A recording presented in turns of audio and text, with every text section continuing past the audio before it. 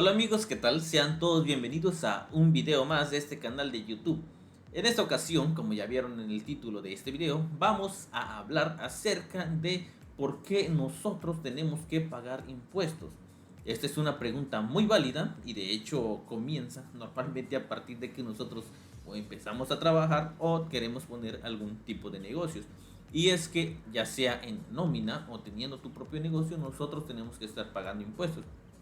Sin embargo, esta no es la única forma de nosotros pagar impuestos, ya que siempre lo estamos haciendo, otras veces de manera consciente, otras veces de manera inconsciente. Así que vamos a ver un poco de este planteamiento. Antes que nada, hay que saber por qué pagamos impuestos. La respuesta es fácil. La respuesta es pues porque la federación, el país, el estado o el municipio necesita tener ingresos. ¿Ingresos para qué? Para pagar ciertos servicios como pueden ser educación, salud, seguridad, infraestructura o sueldos y salarios de los mismos burócratas. Todo ello, bueno, entre otros gastos como deudas, bueno, entre muchos gastos que tiene la federación, para pagar todo ello se necesita tener ingresos, ingresos que en su mayoría o normalmente se obtienen a través del cobro de impuestos de las mismas personas que nosotros habitamos en este país, en México. Esto de los impuestos no es nada nuevo. Desde hace muchos tiempos, diferentes países en todo el mundo la han aplicado, como les comento, para tener ingresos para poder pagar muchos servicios. Bueno, aquí en México nosotros tenemos una ley máxima. Nosotros conocemos la Constitución Política de los Estados Unidos Mexicanos. Esta constitución es la que nos rige a todos los mexicanos sobre todas las demás leyes. Es, digamos, que la máxima autoridad en nuestro país. Y es aquí donde nos indica cuáles son nuestros derechos y también cuáles son nuestras obligaciones. En el artículo 31, vamos a empezar a verlo, en el artículo 31, la fracción cuarta de la Constitución Política de los Estados Unidos Mexicanos nos indica que es obligación de todos los mexicanos contribuir al gasto público. Y vamos a utilizar esta palabra contribuir porque ya más adelante vamos a ver de qué se trata esto. Dice que nosotros tenemos la obligación de contribuir a los gastos, para los gastos públicos, así de la federación, de los estados, de la Ciudad de México y del municipio. A ellos les tenemos que pagar impuestos, pero dice que es en el cual nosotros residamos. Es decir, residamos en México, tenemos que pagar en México. Tenemos nuestra residencia en tal estado, debemos de pagarle impuestos a ese estado. Tenemos nuestra residencia en tal municipio, también debemos de pagarle nuestros impuestos a ese municipio. Dice que de la manera proporcional y equitativa que dispongan las leyes. Y hasta aquí nos deja la Constitución Política, no nos dice qué tipos de contribuciones. Para saber qué contribuciones nosotros pagamos, debemos de ir al artículo 2 del Código Fiscal de la Federación.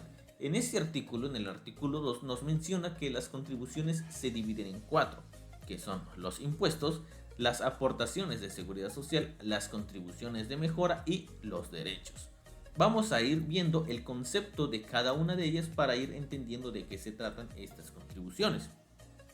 Para empezar, vamos a ver el impuesto de la aportación de seguridad social. ¿Qué es la aportación de seguridad social? Dice la fracción 2 del artículo 2 del Código Fiscal de la Federación que las aportaciones de seguridad social son las contribuciones establecidas en la ley a cargo de personas que son sustituidas por el Estado en el cumplimiento de obligaciones fijadas por la ley en materia de seguridad social, o a las personas que se benefician en forma especial por servicios de seguridad social proporcionadas por el mismo Estado. Aquí lo que se busca es la seguridad social de nosotros como persona, ya sea en salud, ya sea en vivienda, ya sea en apoyos para nuestra vejez. ¿De qué manera lo podemos ver? Bueno, los ejemplos más claros que tenemos de aportaciones de seguridad social son el IMSS, el AFORE, el Infonavit, ¿sí? El IMSS porque nosotros estamos aportando, bueno, nosotros todos los que somos trabajadores activos, estamos aportando directamente al IMSS. El IMSS, al final de cuentas, cuando nosotros lo necesitemos, se hará cargo de proporcionarnos servicios de salud, entre otras. El Afore. El Afore, perdón, son servicios de ahorro para el retiro.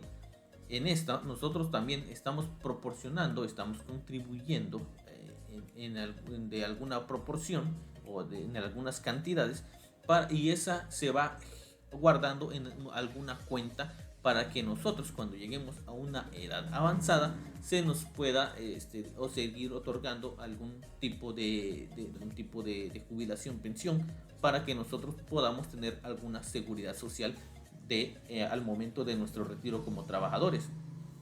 El Infonavit también, porque nosotros estamos aportando también dinero, algunas cuotas, para que en algún momento nosotros podamos juntar ciertos puntos y tengamos la posibilidad de poder adquirir algún tipo de vivienda. Estos son los ejemplos más claros de lo que es la aportación al seguro social. Vamos con otro concepto que nos menciona el artículo 2 del Código Fiscal de la Federación. Nos dice que son las contribuciones de mejora. ¿Qué es esto? El concepto que nos maneja el Código Fiscal nos dice que son las establecidas en la ley a cargo de las personas físicas y morales que se benefician de manera directa por obras públicas. ¿Qué es esto? Bueno, las que nosotros nos beneficiamos directamente, es decir, pueden haber dos tipos, puede ser en infraestructura o en servicios públicos. En infraestructura podemos ver ejemplos como los parques, las carreteras, que si nosotros vivimos en algún lugar, pues nos benefician directamente a nosotros. También puede ser servicios públicos como la electricidad o el agua, alcantarillado, entre otros servicios que nos afectan directamente para una mejor calidad de nuestras vidas. También otro de las contribuciones que nos maneja aquí el Código Fiscal de la Federación son los derechos. ¿Qué son los derechos? Este es un concepto más largo y un poco más enredado, pero al final vamos a poner el ejemplo y vamos a ver que está un poco claro.